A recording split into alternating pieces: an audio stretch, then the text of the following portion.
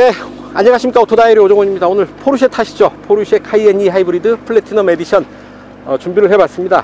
앞뒤 타이어 사이즈가 다릅니다. 앞에는 285 40 ZR21, 뒤에는 315 35 ZR21 사이즈의 타이어 적용되어 있습니다. 후륜 기반의 사륜구동 시스템 적용되어 있고요. 또한 두 개의 파워트레인을 적용한 플러그인 하이브리드 시스템입니다. 엔진과 모터로 구동을 하게 되는데요. 엔진 V6 3.0 가솔린 터보 엔진 적용해서 347마력의 힘을 내죠. 그리고 모터는 18kW, 17.9kWh 배터리에서 나오는 힘을 받아서 최고 출력 136마력의 힘을 냅니다. 그래서 모터 출력 136마력, 엔진 출력 347마력, 그래서 총 시스템 출력은 462마력의 힘을 내게 되는데요. 462마력, 제법 강한 힘이죠. 메이커 발표로는 출발 5초 만에 시속 100km 주파한다고 하니까요. 아주 강력한 그런 성능 기대할 수 있지 않을까 싶습니다. 여기에 에어 서스펜션과 포르쉐 다이나믹 셰시 컨트롤이 더해졌습니다. 아주 높은 수준에서 주행 안정감을 구현하고 있지 않을까 기대해 볼 수 있는 부분이죠. 잠시 후에 시승을 통해서 확인해 보도록 하고요. 실내에는 아주 포르쉐가 그동안 쌓아놓은 여러가지 다양한 기술들, 셰시 기술들, 그리고 주행 및 편의 장비들 충분히 들어가 있습니다. 또한 포르쉐 특유의 고급스러운 그런 인테리어 적용되어 있죠. 각 부분이 기능적으로 적용하는 꽉 짜여진 고급스러운 인테리어 실내에서 만나볼 수 있지 않을까 싶습니다. 자, 판매 가격이 1억 4,290만원 서부터 시작이 됩니다. 이런저런 옵션들 더하게 되면 가격 2~3천만원 올라가는 거 일도 아니죠. 이 차에도 부메스터 오디오 추가되어 있고요. 에어 서스펜션, 포르쉐 다이나믹 셰시 컨트롤 등등 몇 개 옵션을 더해서 거의 1억 9천만원이 넘어가는 2억원에 가까운 가격을 주고 출고된 차라고 하네요. 자, 과연 그 값어치 하는지 직접 시승을 통해서 그 느낌 여러분들과 공유해 볼까 합니다. 좋아요, 구독하기 잊지 마시고요. 오늘도 저와 함께 하시죠. 출발합니다.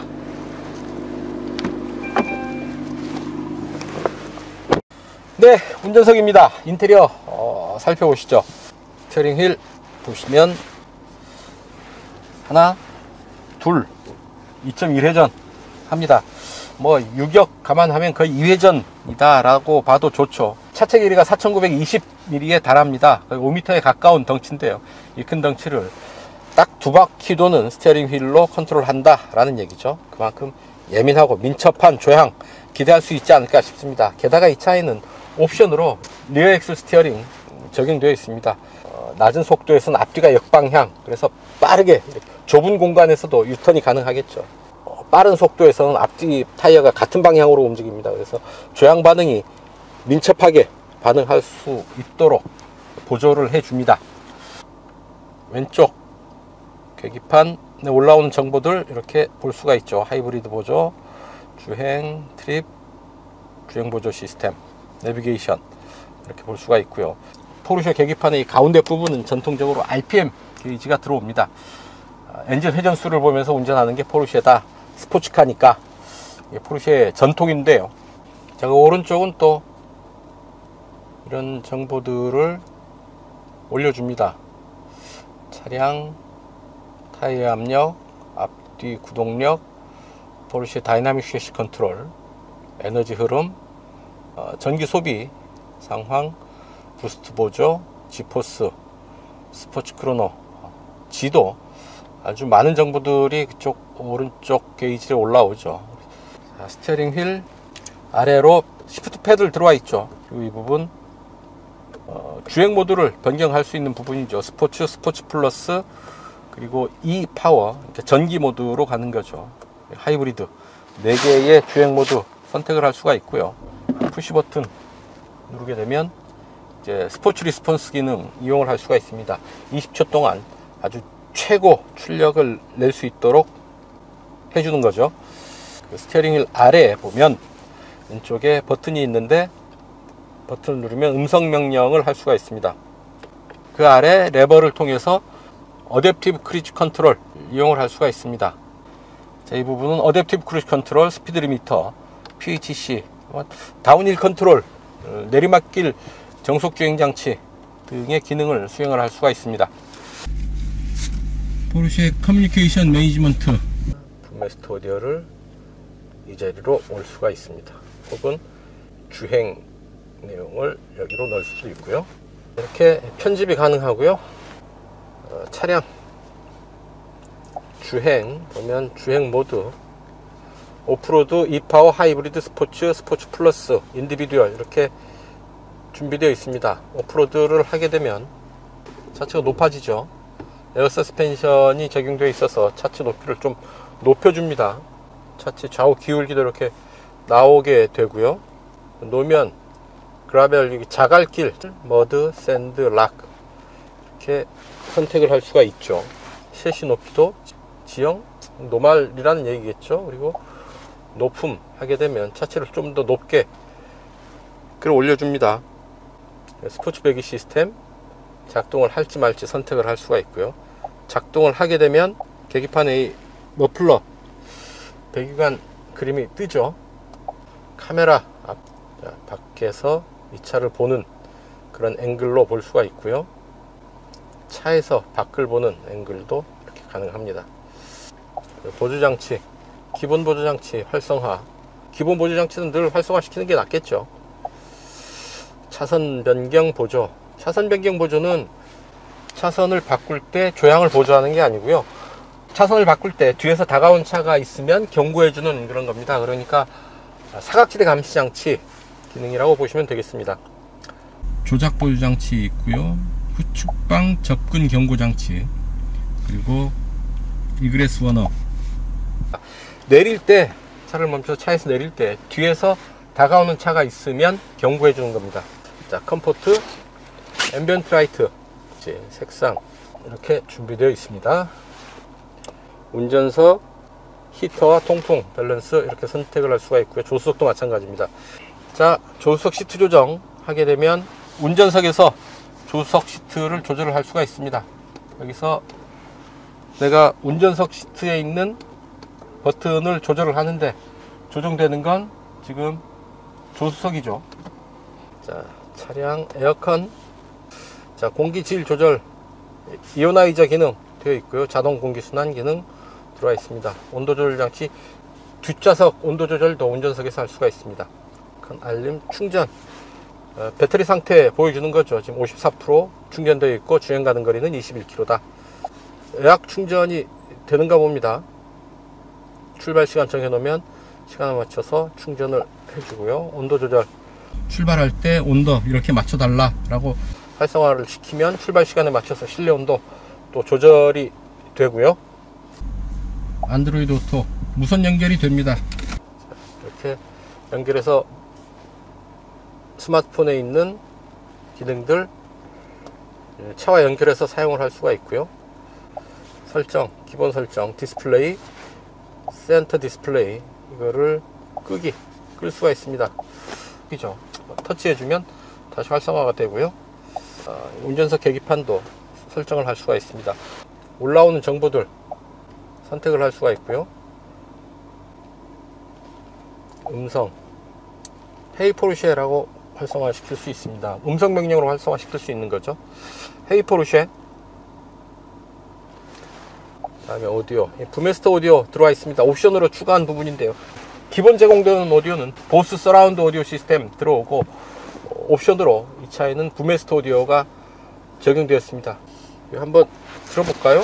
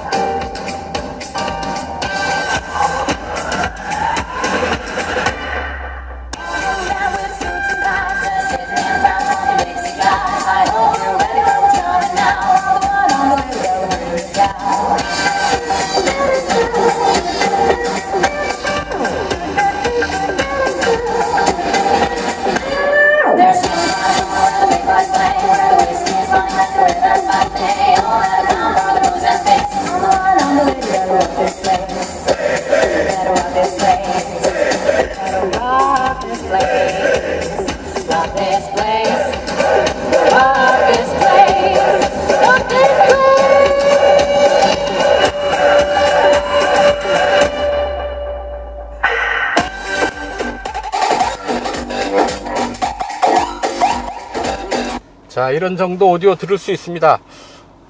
퓨어보다 저는 라이브나 3D 음질로 듣는 게 훨씬 더 좋은데요. 소리가 상당히 입체적으로 들리는 것을 확인을 할 수가 있습니다. 헤드업 디스플레이를 기본형으로 할지 스포츠 크로노로 할지 맞춤형으로 할지 선택을 할 수가 있습니다. 맞춤형 디스플레이 설정을 해서 이런 부분들을 편집을 할 수가 있죠. 보조 주행 기능을 여기로 가져올 수가 있습니다. 그러면 그리고 스포츠 반응을 가운데로 넣을 수가 있고요. 헤드업 디스플레이에 올라오는 정보들을 편집을 할 수가 있습니다. 포르쉐는 모니터를 정확하게 매립하고 있죠. 그냥 안전이 먼저인 디자인이라고 한다면 이렇게 대시보드에 나와 있는 부분들 정확하게 매립하고 돌출되어 있는 부분들이 없도록 하는 게 맞겠죠. 그런 면에서 포르쉐의 인테리어 디자인이 가장 모범적이지 않은가 라고 저는 개인적으로 생각을 합니다. 8단 팁트로닉 S 변속기 조율하는 변속 레버입니다. 손에 쏙 들어오고요. 파킹 버튼은 이 부분을 누르면 이제 파킹 버튼이 작동을 합니다.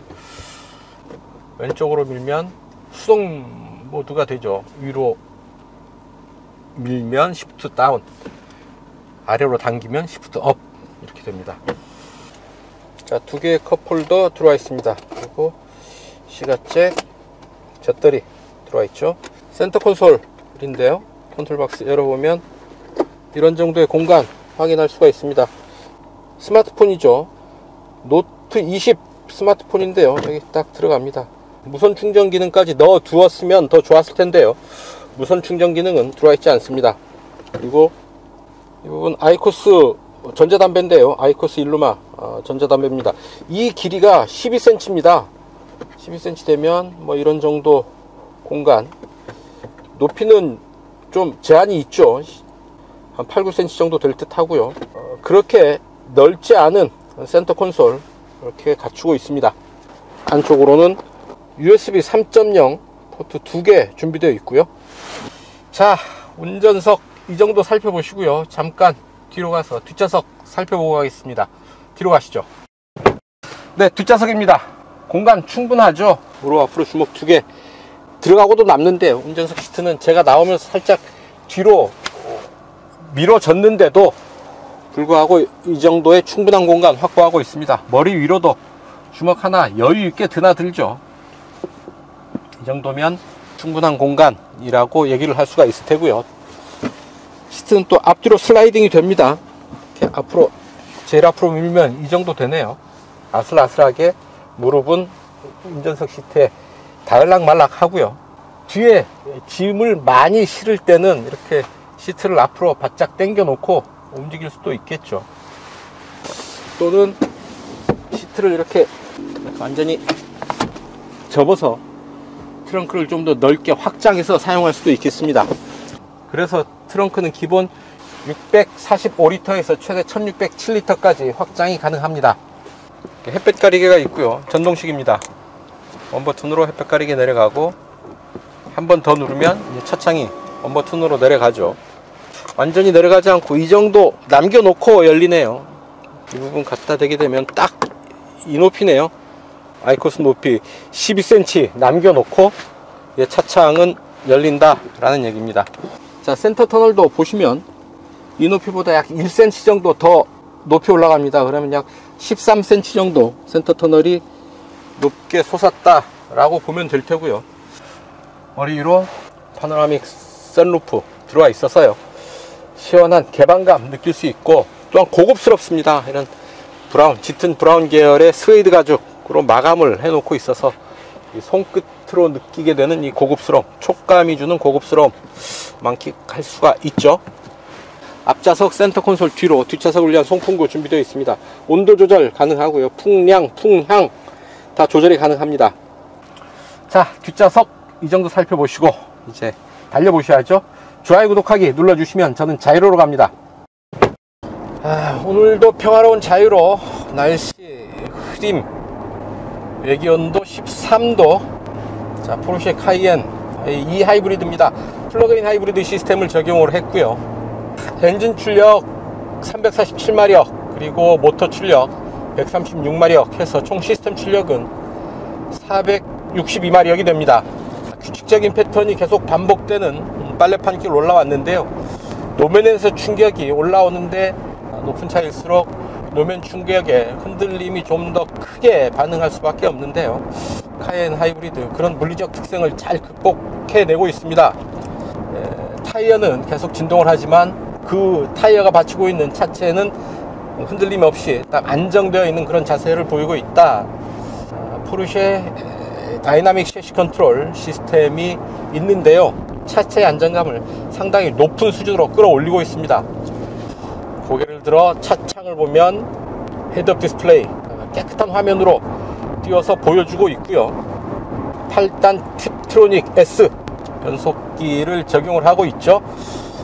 자, 시속 100에서 RPM 잠깐 체크를 해보면 8단 약 1400 마크하고 있습니다. RPM 상당히 낮죠.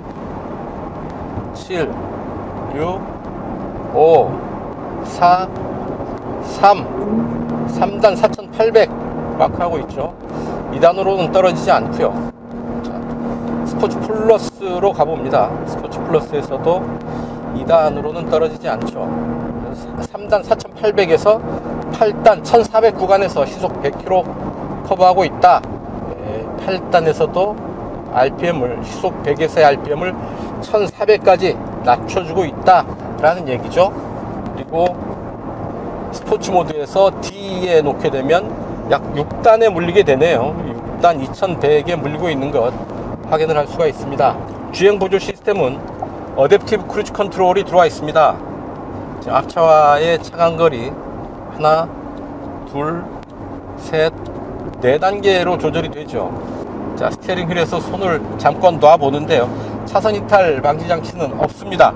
그냥 차선을 이렇게 벗어나게 되는데요.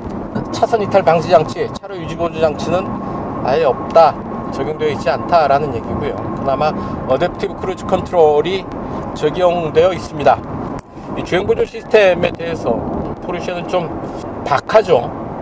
여유 있게 충분하게 적용하는 게 아니라 어떻게 하면 좀 적용하지 않아 볼까, 이런 생각을 하는 그런 느낌을 받습니다. 크루즈 컨트롤, 어댑티브 크루즈 컨트롤 정도 적용하고 차선 이탈 방지 장치는 아예 적용할 생각을 안 하고 있는 것 같아요. 브랜드 특성이니까요. 또 지금 스포츠 모드인데요. 엔진 사운드 그렇게 시끄럽지 않습니다. 이제 스포츠 리스폰스 기능도 사용을 할 수가 있죠. 이렇게 20초 동안 좀 더 강한 힘을 뽑아낼 수 있도록 출력을 좀 더 보강해주는 시스템이고요.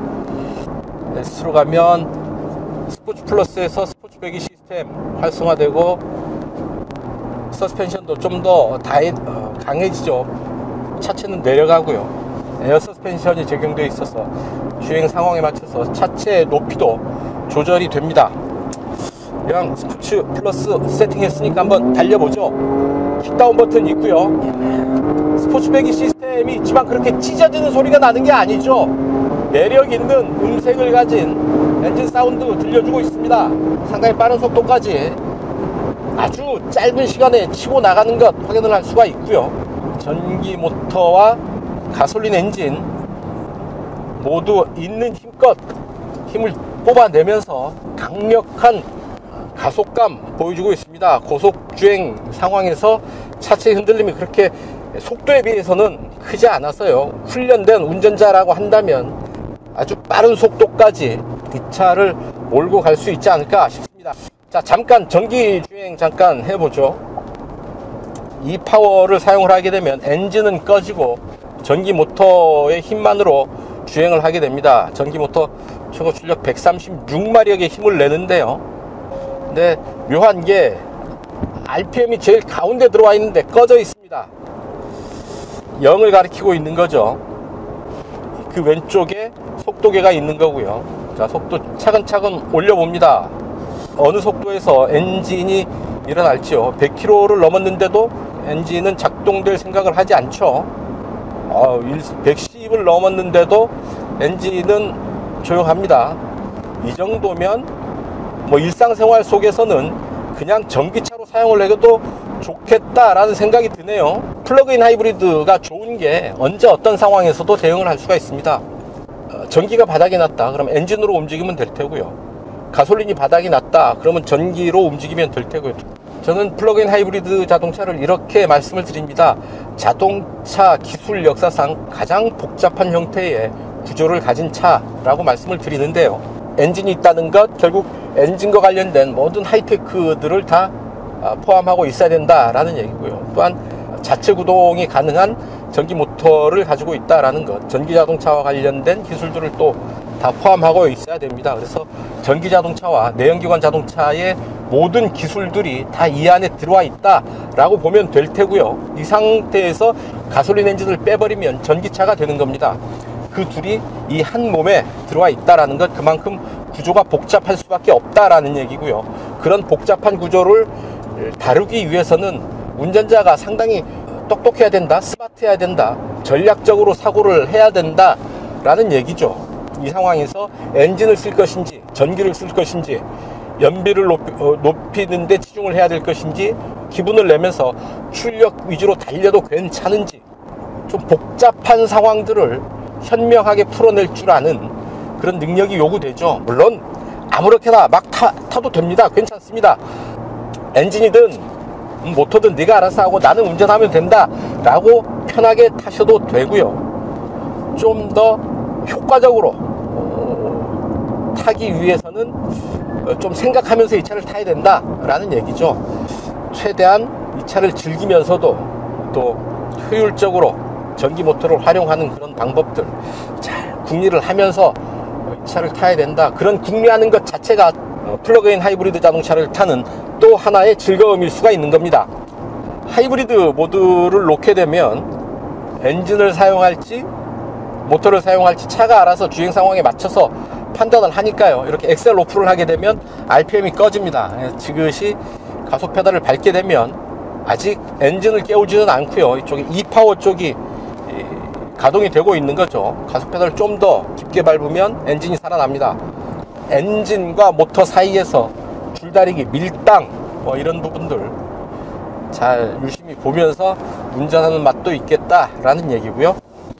WLTP 기준으로 유례 충전 주행 가는 거리 41에서 43km 정도 된다고 하니까요. 그래서 이 전기 모터를 구동하는 플러그인 하이브리드 자동차용 고전압 배터리 17.9 약 18kWh라고 보시면 될 테고요. 실제로 사용되는 배터리 용량은 14.3kWh라고 보시면 되겠습니다. 2430kg의 공차 중량을 가지고 있는데요. 그렇게 무겁지 않습니다. 이 배터리 무게, 엔진 무게 다 포함하고 있어서 그렇게 가벼운 몸무게는 아니지만 제 몸무게까지 하면 약 2.5톤이 될 텐데요.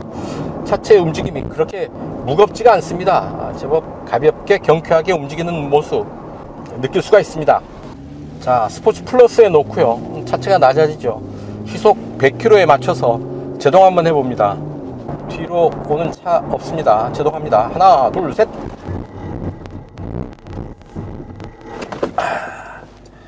아주 강한 제동 해봤는데요. 브레이크 페달의 느낌이 상당히 독특하네요. 약간의 반발력을 보이면서 좀 깊숙하게 들어가는 페달의 반응 느낄 수 있었습니다. 그리고 비상등 자동으로 작동이 됐고요. 안전띠도 몸을 딱 잡아줬다가 다시 풀어주는 그런 반응을 하고 있죠. 안전을 확보하기 위한 그런 필요한 조치들을 정확하게 하고 있다라는 느낌이고요. 자, 앞으로 이렇게 강하게 쏠리지 않고 잠깐 흔들리는가 싶더니 이내 수평을 유지하면서 제동을 마무리하고 있습니다. 자, 앞뒤 타이어 사이즈가 다르죠. 앞에 285-40R21, 뒤에는 315 ZR21 사이즈의 타이어 적용하고 있습니다. 사륜구동 들어와 있고요. 포르쉐 트랙션 매니지먼트 액티브 에어. 자, 속도를 쭉 끌어올리고요. 코너링 합니다. 제동, 제동, 턴. 속도를 죽인 뒤에 가속을 쭉 이어나가면서 하고 있는데요. 야, 코너에서 좀 불안을 느낄만한 속도인데 재밌습니다. 네 바퀴가 노면에 딱 접지해서 움직이는 구동력이 확실하게 느껴지니까 상당히 다이나믹하게 움직이는 가운데 느껴지는 묘한 안정감, 서로 상반되는 개념이 짧은 시간에 공존하는 그런 느낌. 재미있는 그런 반응 만나볼 수가 있었습니다. 재미있다라는 것, 위험한 요소가 있을 때 그런 재미도 더해지는 거죠. 차체가 높은 SUV이지만 상당히 높은 수준의 코너링 성능 확인할 수 있었다. 역시 포르쉐 배지를 달고 있는 만큼 SUV조차 스포츠카일 수밖에 없다 라는 사실 다시 한번 확인을 하게 됩니다. 카이엔 E 하이브리드죠. 플러그인 하이브리드니까 좀 더 차분하게, 조용히, 얌전하게 친환경 자동차로서의 면모를 누리다가도 필요하다면 아주 다이나믹한 모습을 보여주면서 스포츠카 아닌 스포츠카 이상의 그런 성능을 보여주고 있다라고 볼 수가 있겠죠. 그래서 이 차 판매 가격 얼마냐? 1억 4,290만원 부터다 라는 얘기죠. 늘 말씀드립니다만 포르쉐의 가격 옵션을 하나하나 붙일 때마다 400만원, 300만원, 200만원 팍팍 올라갑니다. 그래서 옵션 몇 개 붙이면 1, 2천 금방 더 가격이 상승하죠. 그래서 시승하는 이 차 이런저런 옵션들 붙여서 1억 9,470만원에 출고가 됐다고 하네요. 2억 원이라 라는 얘기죠. 입맛을 다실 수밖에 없는 그런 가격인데요. 야, 전화해놨어. 어디 가서 포르쉐 마음에 드는 거 하나 가지고 가 라고 하는 친구가 있으면 참 좋겠습니다. 누군가에게 제가 그런 친구가 될 수 있다면 더 좋겠죠. 내 차도 사고요, 친구 차도 하나 사주고요.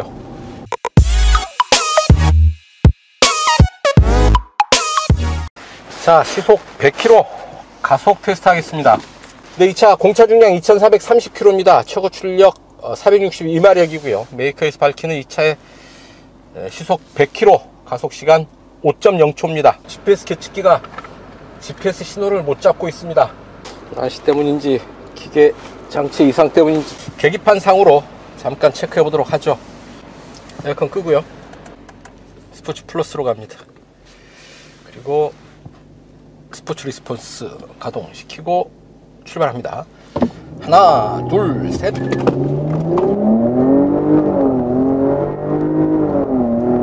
상당히 짧은 구간에서 강한 가속감 보여주고 있습니다. 거친 느낌은 또 아니고요. 슬쩍슬쩍 변속의 느낌도 부드럽게 전해집니다.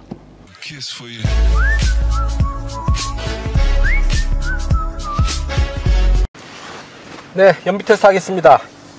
이곳 파주 헤이리 마을인데요. 서울 지하철 2호선 교대역까지 약 55km 됩니다. 달려가면서 주행 연비 체크해 보도록 하겠습니다. 이 차의 공인복합 연비는 리터당 8.0km로 인증을 받았습니다. 세팅을 다시 하고요. 자, 주행 모드를 일단 E 모드로 가고요. 배터리가 다 되면 하이브리드로 가도록 하죠. 에어컨은 끄고 가도록 하겠습니다. 가다가 더워지면 에어컨 잠깐 다시 틀고요.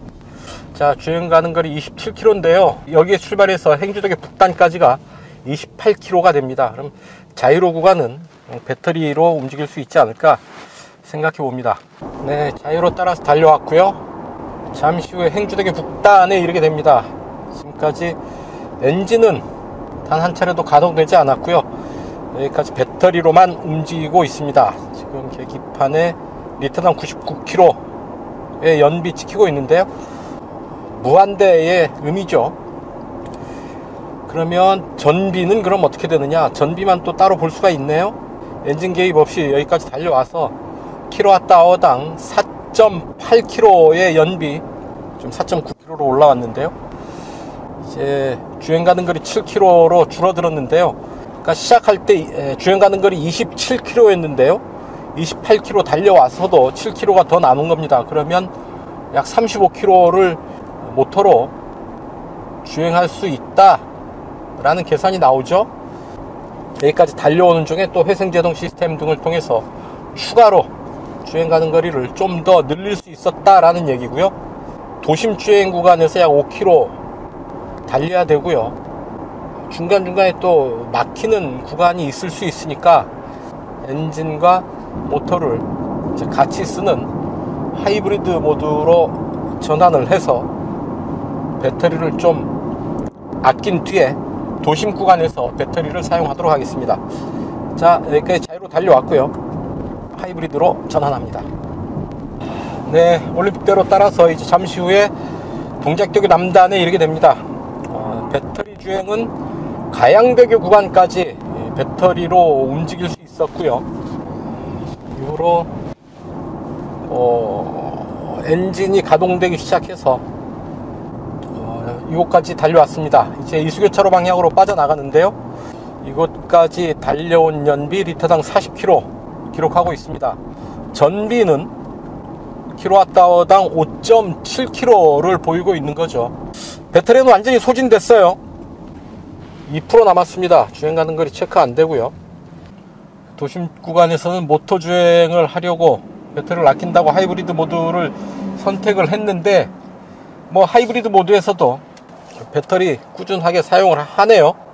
여건만 되면 배터리 모드를 우선 사용했다 라는 얘기죠. 그렇다면 하이브리드 모드를 선택하는 게 아니라 S나 S 플러스 모드를 선택했어야 되는데요. 배터리 아낀다고 스포츠 모드를 선택하는 것도 좀 우습죠. 하이브리드 모드를 선택하는 게 그래도 낫지 않나 하는 생각 합니다.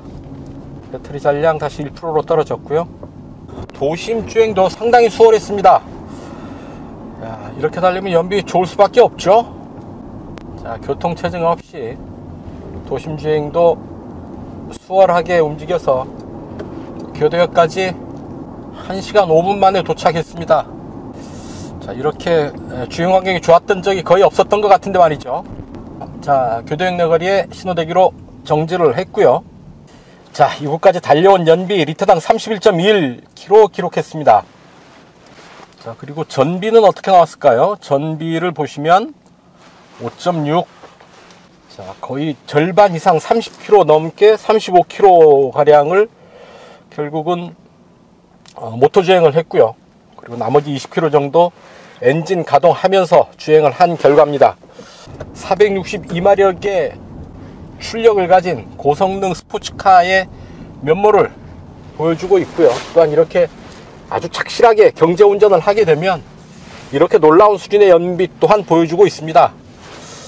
뭐라 그럴까요?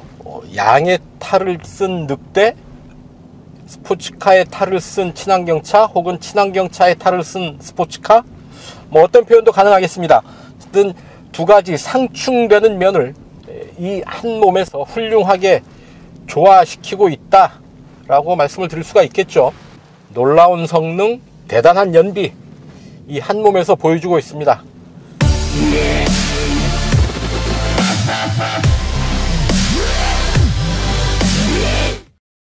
네, 단도직입입니다. 스티어링 휠은 틸트 앤 텔레스코픽이 전동식이 아닙니다. 수동식으로 조절을 하게 되는데요. 실내 기능 중에 컴포트 엔트리 기능이 있습니다. 컴포트 엔트리 기능은 스티어링 휠 및 좌석 조정이라고 되어 있는데, 스티어링 휠 조정은 안 됩니다. 도어를 열면 시트는 뒤로 살짝 밀어지는데 스티어링 휠은 그대로입니다. 스티어링 휠은 조정이 안 된다, 시트만 조정이 된다라는 얘기죠. 시동을 켜니 다시 시트는 조정이 되는데 스티어링 휠은 그대로죠. 사실 크게 불편한 건 없지만 소비자 입장에선 야, 이렇게 비싼 돈 주고 산 차가 스티어링 휠을 전동식으로 조절할 수가 없어, 수동으로 해야 돼, 조금 난감해야 하지 않을까 싶습니다. 음성인식도 그렇게 잘 알아듣지는 않는 것 같습니다. 이런 거죠. 목적지 설정. 어디로 가시겠습니까? 임진강역. 다시 한번 말씀해 주시겠습니까? 임진강역. 임진강역. 계속해서 목적지 검색 중. 인천광역시 강화군 해안남로 2463로 경로 안내를 시작할까요? 임진강역이 바로 옆에 있는데요. 검색이 안 됩니다. 헤이 포르쉐. 서초역 길 안내. 서울특별시 서초구로 경로 안내를 시작할까요? 음성 인식의 수준이 그렇게 높은 것 같지는 않습니다. 많이 개선이 필요하고요.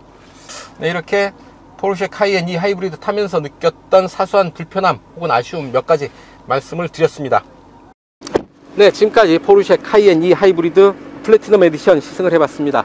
플러그인 하이브리드 시스템을 적용한 높은 효율의 친환경 자동차로서의 면모가 분명히 존재하죠. 적극적으로 경제운전을 하게 되면 아주 놀라운 수준의 연비 직접 확인할 수가 있었습니다. 그뿐만이 아니죠. 작정하고 달리면 역시 400마력이 넘는 고성능의 맛을 제대로 느낄 수가 있죠. 아주 빠른 속도에서도 단단한 주행 질감을 바탕으로 흔들리지 않는 높은 안정감을 가진 그런 고속 주행 성능을 확인할 수가 있었습니다. 아주 수준 높은 주행 질감을 확인할 수가 있었는데요. 그래서 어떤 그 고성능 스포츠카로서의 면모와 친환경 자동차로서의 면모가 동시에 존재하는 이 차, 좀 언뜻 보면 이해하기 힘들지만 분명히 친환경 스포츠카라는 서로 상충되는 그런 수식어가 가능한 그런 차다라는 얘기죠. 역시 포르쉐가 만들어서 서로 상반된 두 가지 면모가 아주 높은 수준에서 잘 어우러져서 플러그인 하이브리드의 수준을 높여놓고 있다라고 얘기를 할 수가 있을 듯 합니다. 아마도 포르쉐가 만들어서 가능한 부분이 아닐까 싶고요. 어쨌든 포르쉐가 만들면 스포츠카다라는 사실 다시 한번 확인하면서 오늘 시승 여기서 정리할까 합니다.